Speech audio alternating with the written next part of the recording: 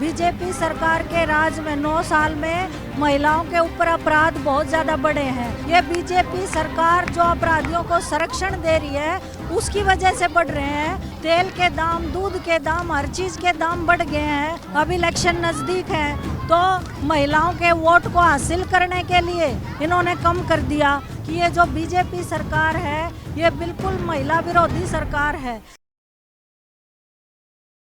नमस्कार, मैं हूं तुषार और आप देख रहे हैं सौगंध टीवी। जंतर मंतर में मैं इस समय मौजूद हूं और यहां पे all India democratic women association की कई महिलाएं मौजूद है जो कि कई राज्यों से आई है। कहा जा रहा है कि 25 राज्यों से यहां पे मौजूद है और महिलाओं के प्रति जो हिंसा हो रही है, चाहे वो महंगाई भी हो या बेरोजगारी, इस तरीके के मुद्दे के साथ भी वहाँ पे यहाँ मौजूद है और वो अपनी बात रखेंगी और हम उनसे बात करेंगे और जानेंगे कि आखिर वो क्या चाहती है और सरकार से उनकी क्या डिमांड है। चलिए बात करते हैं। यस मैम, आप यहाँ पे क्यों आप लोग इकट्ठा हुई? हम पूरे देश भर से आज यहाँ पहुँचे हैं, केरल से लेके जम्मू कश्मीर तक और बंगाल से लेके गुजरात तक, और हम हरियाणा से आए हैं। और हमारा मुख्य मुद्दा ये है कि बीजेपी सरकार के राज में 9 साल में महिलाओं के ऊपर अपराध बहुत ज़्यादा बढ़े हैं। हम हरियाणा में 9 महीने से लगातार एक मामले को लेकर संघर्ष कर रहे हैं कि वहाँ पे जो खेल मंत्री रहे संदीप सिंह, उन्होंने जूनियर कोच के साथ छेड़खानी की, बलात्कार की कोशिश की और चंडीगढ़ पुलिस ने उनको चार्जशीटेड कर दिया। उसके बावजूद भी आज तक उनको मंत्रिमंडल में खट्टर सरकार ने बिठा रखा है।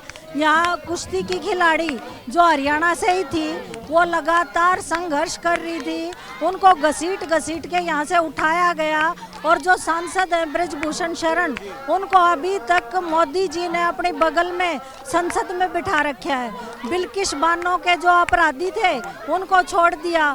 उसी का नतीजा ये है कि निचले स्तर पे बिल्कुल 6 महीने की बच्ची से लेके बुजुर्ग महिला तक सुरक्षित नहीं है।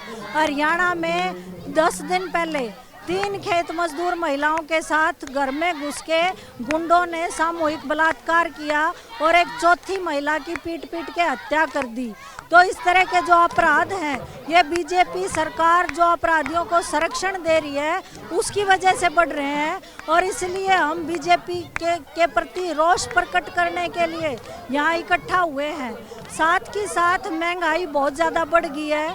280 रुपये किलो टमाटर हो गया। पिछले दिनों हमने किसी ने टमाटर की शक्ल नहीं देखी। दाल जिसमें सबसे ज़रूरी है टमाटर डलना, उसमें भी टमाटर नहीं डाला। तेल के दाम, दूध के दाम, हर चीज़ के दाम बढ़ गए हैं। ऊपर से रोज़गार छूट गए हैं। जो हमारी मदर ग्रुप की महिलाएं हैं जो आंगनवाड़ी में खाना बनाती हैं, उनको सिर्फ 200 रुपये मिलते हैं पूरा महीना काम करके, और वो 200 रुपये भी 2 साल से सरकार नहीं दे रही। और आशा वर्कर्स पिछले 2 महीने से हड़ताल पे हैं हरियाणा में, लेकिन उनका इतना दमन सरकार कर रही है और बातचीत नहीं कर रही। वो क्या मांग कर रही हैं? लेकिन सरकार मांग कि 4000 रुपये में हमारा गुजारा नहीं होता। ये महंगाई के दौर में 4000 रुपये में बच्चों को पढ़ाना, शिक्षा देना, खाना पीना मुश्किल हो गया। लेकिन सरकार एक तरफ, जो केंद्र की सरकार है, वो एक तरफ कह रही है कि हमने महिला आरक्षण बिल हम लेकर आए हैं, वो महिलाओं के लिए है। और साथ ही साथ जो अभी एक जो सब्सिडी एलपीजी सिलेंडर में जो उज्ज्वला योजना के तहत है, उसमें भी 100 रुपये सब्सिडी बढ़ा दिया है, तो 300 सब्सिडी कर दिया है। तो क्या ये महिलाओं के लिए ये कदम नहीं? देखिए, पिछले 9 साल में हमने भुगता है कि 1200 रुपये सिलेंडर के दाम हो गए थे। अब इलेक्शन नज़दीक है तो महिलाओं के वोट को हासिल करने के लिए इन्होंने कम कर दिया। क्या हमें बिल्कुल विश्वास नहीं बचा बीजेपी सरकार पे। ये इलेक्शन के बाद इसको 2000 रुपये करेंगे। हमें ऐसा लगता है जैसे इन्होंने पिछले 9 साल में किया है। जहाँ तक महिला आरक्षण बिल का सवाल है, उसका भी कुछ अता पता नहीं है कि कब वो लागू होगा, क्योंकि उसमें जो जनगणना के साथ उसको जोड़ा है, डिलिमिटेशन के साथ उसको जोड़ा है, उसका हमें पता नहीं है कि वो 2029 में भी लागू हो पाएगा कि नहीं हो पाएगा।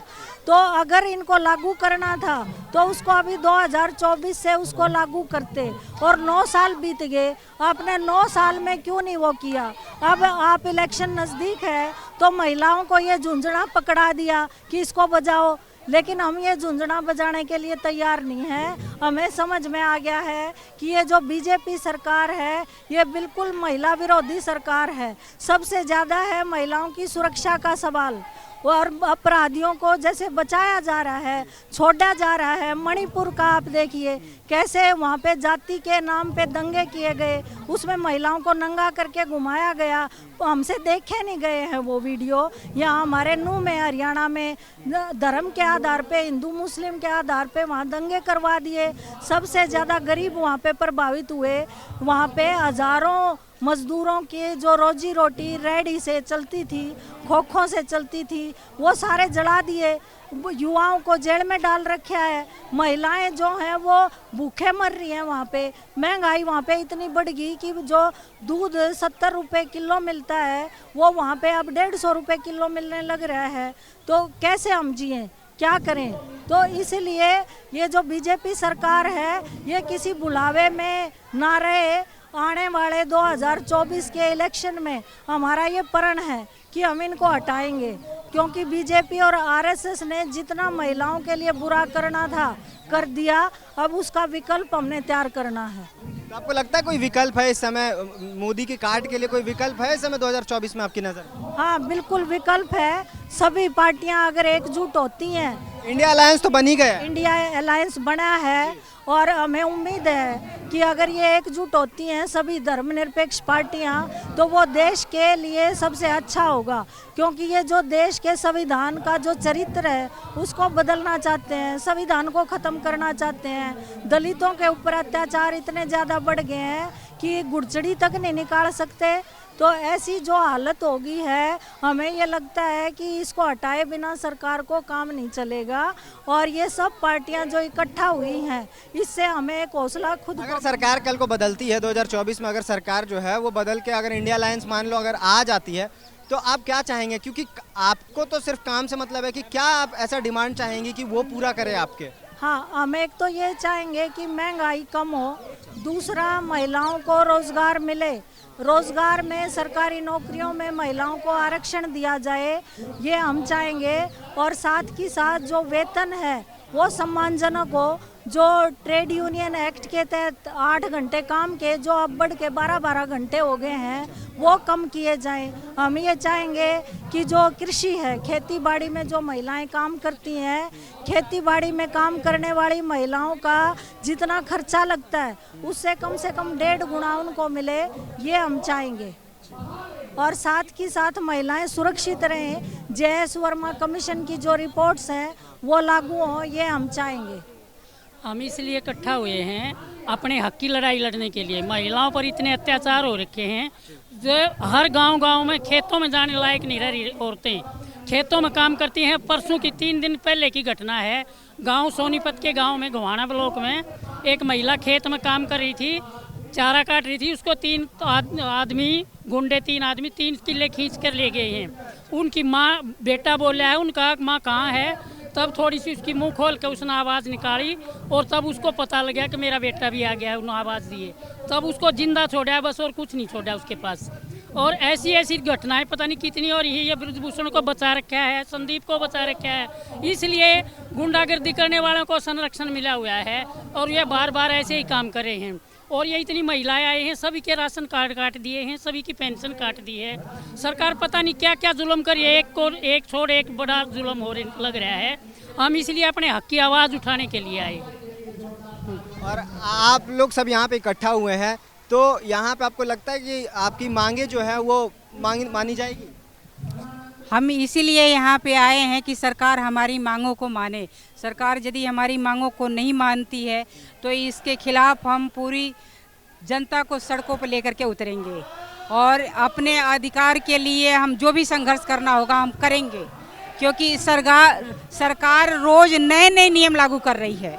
सरकार अभी फिलहाल हरियाणा में लेकर के आई है एक चिराग योजना के तहत क्या कह रही है कि आप यदि अपने बच्चों को प्राइवेट स्कूल में भेजते हो तो हम 1100 रुपये देंगे, और यदि सरकारी स्कूल में भेजते हो तो आपको खुद 500 रुपये देना पड़ेगा। तो हम सरकार से ये पूछना चाहते हैं कि 134 के तहत जो कानून बना था और उसमें बच्चे गए थे, उस कानून में क्या कमी थी, उस योजना में क्या कमी थी। सरकार जब 10% बच्चों की फीस नहीं भरी और पेरेंट्स और स्कूल मालिकों में जूतम बाजारी हुई तो वहाँ लड़ाई हुआ और वो योजना बंद हुई। तो क्या सरकार पूरी, जब हिंदुस्तान के बच्चे प्राइवेट स्कूलों में जाने लगेंगे तो क्या उनके लिए बजट दे पाएगी, जबकि हर बजट में सरकार कटौती कर रही है। तो हम इसलिए सरकार से अब जवाब लेने भी आए हैं और ये बताने भी आए हैं कि हमारी मांगों को यदि नहीं माना गया तो हम सड़कों पे उतरेंगे। एक सवाल मेरा आप सबसे है कि जिस प्रकार से कई महिलाएं यहाँ पे जुटी हुई हैं और कई प्रदेशों से आई है, कल भी एक ऐसा ही यहाँ पे आंदोलन हो रहा था, आंगनबाड़ी की महिलाएं यहाँ पे मौजूद थी।